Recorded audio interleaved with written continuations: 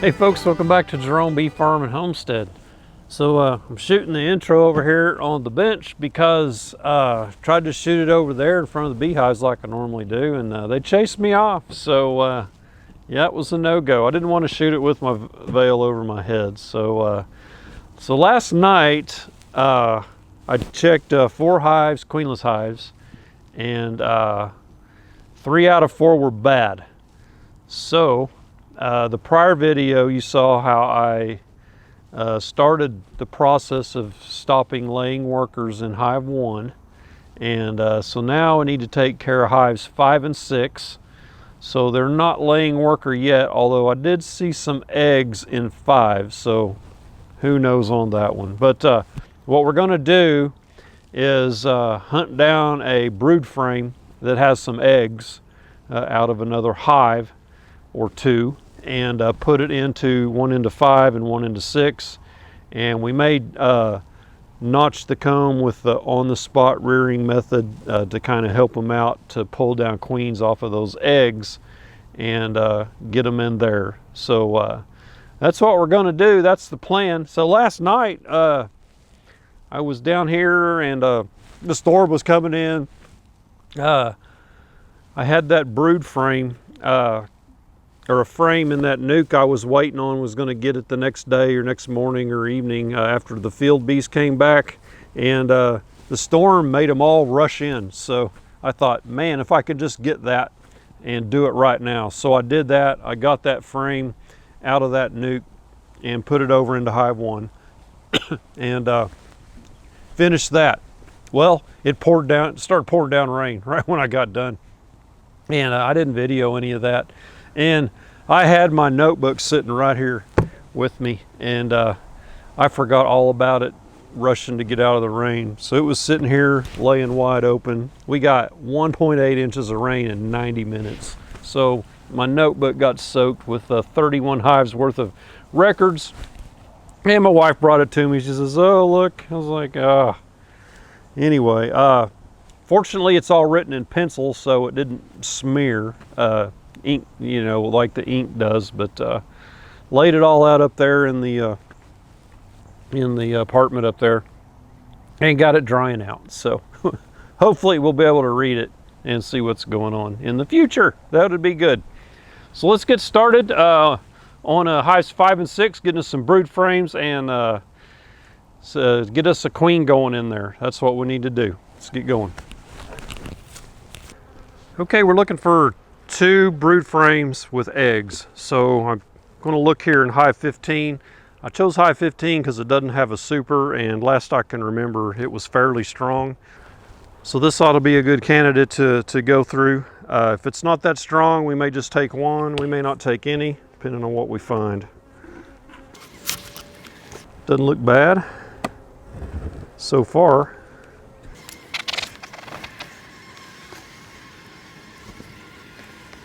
We might get us 2 brood frames out of here. Looks like their frame feeder is empty. There's a nectar there, which is probably sugar water.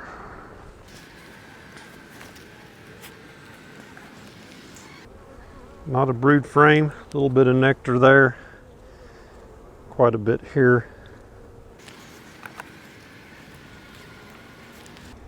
And here's us a brood frame.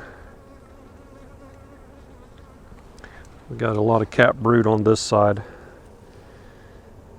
So I need to look for eggs on the opposite side of this, because that's where the eggs would be. There are a few, but not very many. Let's move on. Maybe we'll find a better candidate frame. Water nice and calm, I like that. Here we go. Here's a good frame with a lot of fresh eggs. We just need to make sure that queen's not on here. So this was a new frame of 2021. They've drawn it out. A lot of young larvae on there. Guess I'll never have the perfect frame. Oh, I'm staring right at my queen. She's right there. She's 3-year-old. Happy birthday. We'll leave that frame alone since she's on it. So man, for a 3-year-old queen, she's doing good. She could be done any day. Those green queens, you know, they need to supersede her at some point. Boy, look at that. She is, she deserves a medal. That is like a packed brood frame. So that's all old, you know, capped. We need eggs like the one she's on. And here's another. I think we might have eggs out towards the edge. Now maybe the next one. I'm afraid we're just going to get one frame out of here unless I grab that one she was on. And I hate to pick on a green queen too much. She's only got so many eggs. And this is all nectar. Oh boy. I'll go back to that very first one I saw eggs, a few. Let's see, that was this one here. And take another peek. I need to shake these bees off so I can get a better look. Well, she moved over there.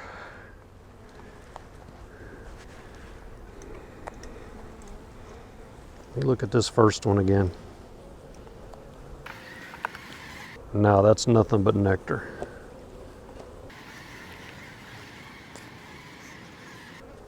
Well, she was on here.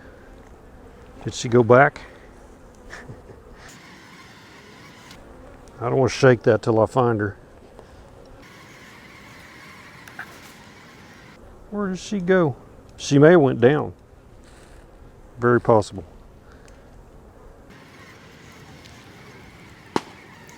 I'm gonna grab this frame here. I don't see her on it. I got eggs in the top left corner, bottom corners. This is a good frame to pull a queen off of, an emergency queen. Both sides. We'll make sure she ain't on here.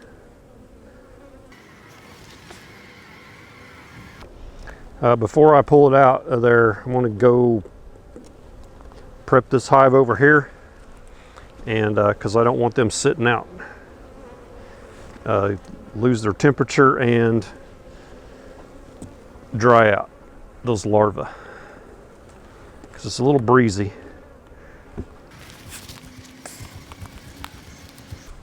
So here's 5 and 6. I'll start with 6 because that was a really good looking frame, and I didn't see any eggs in 6 at all.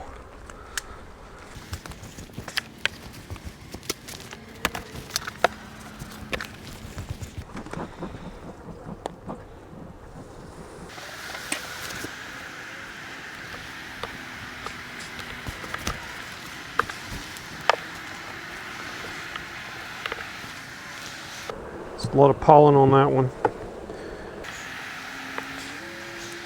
So here's 2 pollen and nectar frames. So we'll put that right between those. I want to give them a drawn comb back. Get one out on the edge that's doesn't have anything in it, maybe. Yeah, I'll go with that.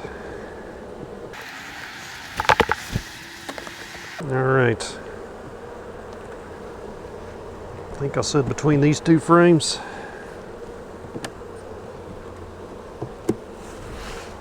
Yep, that's a good one there. So, got 2 frames of pollen and nectar right there together. So that's where you want a brood frame. Okay, we shook this frame off, made sure there's no queen on it because there's no bees. So in this corner, each of the corners, there's quite a few fresh eggs. So I'm going to push some notches in those. I'll show you that real quick. So I want to find my eggs here. There's some on this side. So you want to pull the comb off on the eggs. The rest of this pretty much is nectar. Here's some right here. So we'll come back and look at these later. And on this side, they're up. The freshest eggs are in the corners.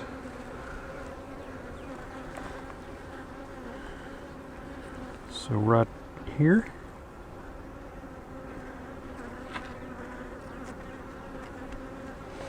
And some right here, one or two. So what I'm doing this, they'll pull queens off of these a lot faster than any other spot. Now they'll pull some in other areas too.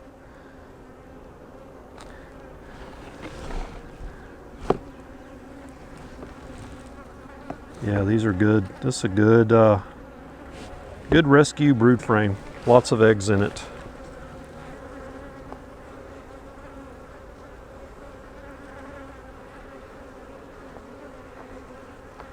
Try and get you a shot of these eggs.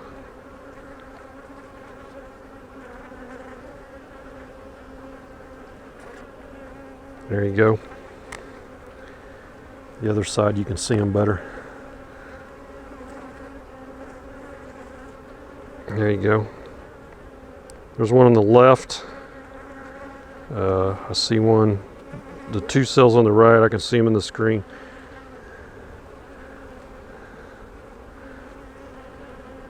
There you go. You see those eggs there? All right, let's get this in the hive.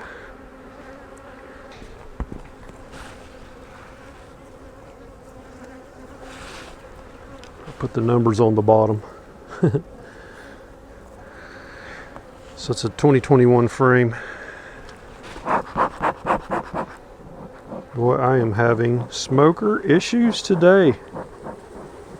All that rain we got. I don't want to stay lit.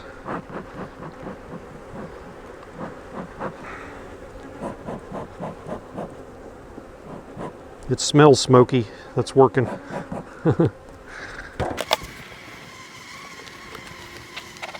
Okay, so that's 1, 2, 3, 4, frame number 5.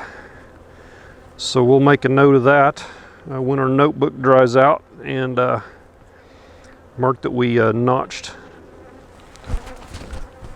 number 5. In fact, I'll put a little note right here on the frame. N for notched.